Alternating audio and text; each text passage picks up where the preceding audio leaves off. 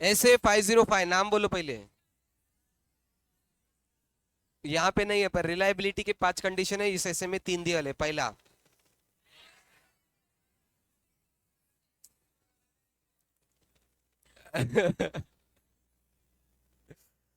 बाप रे बाप। रिलायबल कब होता है? पहला, more reliable when it is obtain from, obtain directly by, more reliable when it is. Okay, फिर SA505 का ऑडिट एविडेंस लेना एक काम है। दूसरा काम है design external conformation. Definition of external confirmation: audit evidence obtained as direct return response to auditor from third party in paper form, electronic or any other medium. Okay. Definition: positive confirmation request को दो part में divide करते। पहला, confirming party respond, सिर्फ bold bold part पढ़ो, मैं उसमें खुश हूं, पर एक साथ पढ़ो। Confirming party responds whether confirming party agrees or disagrees or providing the requested information. Agree और disagree के टाइम रिस्पॉन्ड करेगी या प्रोवाइडिंग। निगेटिव कॉन्फर्मेशन सिर्फ बोल्ड पार्ट पढ़ो। Respond only if confirming party disagrees. Non response failure और requested. Okay, exception कब माना जाएगा? Difference from entity and third party के बीच में डिसएग्रीमेंट आ रहा है तो क्या कहला जाएगा? एक्सेप्शन। ओके, फिर ये करते समय चार चीजें करनी है डिजाइन करते समय। क्या है? Information to be confirm, selection of appropriate confirmation party, designing and requesters are properly addressed, and sending the request including follow. फिर पहले determination of information to be confirm. तीन है, कौन से? Account balance, terms and conditions, absence of certain conditions. तीन चीजें confirm करेंगे। फिर selecting appropriate confirmation party as per module, knowledgeable about information, ऐसे पर्सन को भेजेंगे।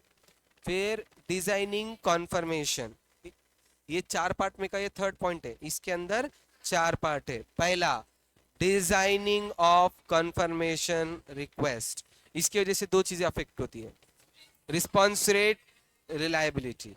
फैक्टर्स टू बी कंसीडर, कितने फैक्टर्स है? 7। एक एक एक एक बोल्ड पार्ट से पढ़ना है। पहला, दूसरा, third, fourth, fifth, six, 7। Okay, ये सेकंड पार्ट हो गया। पॉजिटिव कंफर्मेशन रिक्वेस्ट, ये लेस रिलायबल है, मोर रिलायबल है। कब रिप्लाई करेगी? एग्री और डिसएग्री। और कभी कभी ये पॉसिबल है कि वो बिना चेक करे भी ओके बोल देंगे। क्या? यस। अगर तुमको इसकी रिस्क कम करनी है कि बिना देखे वो ओके बोल रहे हैं, ब्लैंक कॉन्फर्मेशन भेजो, उसके अंदर वो इंफॉर्मेशन भेज देंगे। डिटर्मिनेशन ऑफ प्रॉपरली एड्रेस, तो क्या करो? रैंडम बेसिस पे, कुछ सैंपल बेसिस पे एड्रेस चेक करो। फिर फोर्थ पार्ट आया फॉलोअप। फॉलोअप कब लेंगे? Request has not been receive, तो ऑडिटर क्या कर सकता है? रीवेरीफाई करके एड्रेस पे वापस से भेज सकता है। फॉलोअप हो गया। फिर सेकेंड पार्ट शुरू हो रहा इसी ऐसे का, management refusal to allow auditor to send confirmation request. सबसे पहले क्या चेक करो? Reason.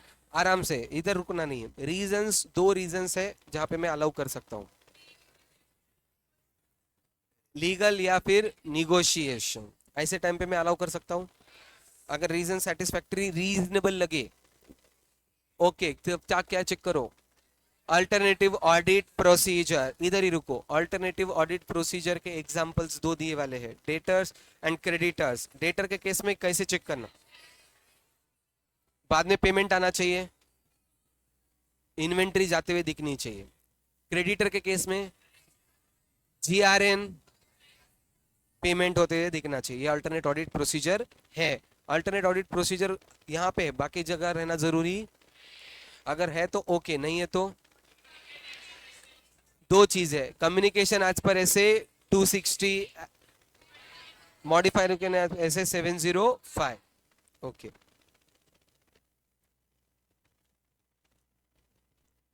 Negative conformation. Negative conformation कितने? 4। पहला एंड, ये पहला। दूसरा थर्ड, फोर्थ,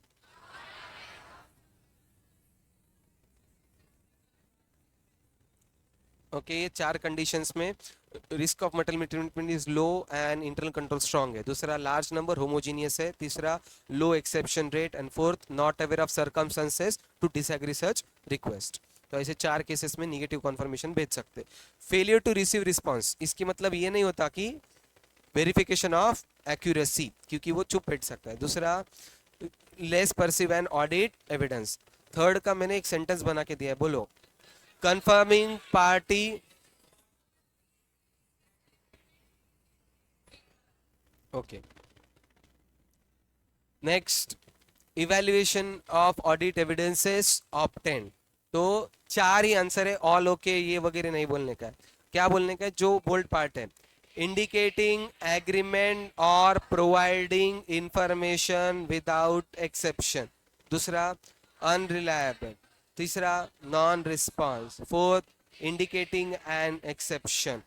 तो पहले तो चेक करो कि सब कुछ अच्छा मिलेगा, नहीं तो आंसर दिया भरोसेमंद नहीं है, सामने वाला रिस्पॉन्ड नहीं कर रहा, या फिर एक्सेप्शन है। अभी अगर एक्सेप्शन मिल गई तो दो चीजें क्या है, एविडेंस ऑब्टेन करो एंड फर्दर ऑडिट प्रोसीजर्स कर। समझा? Okay, will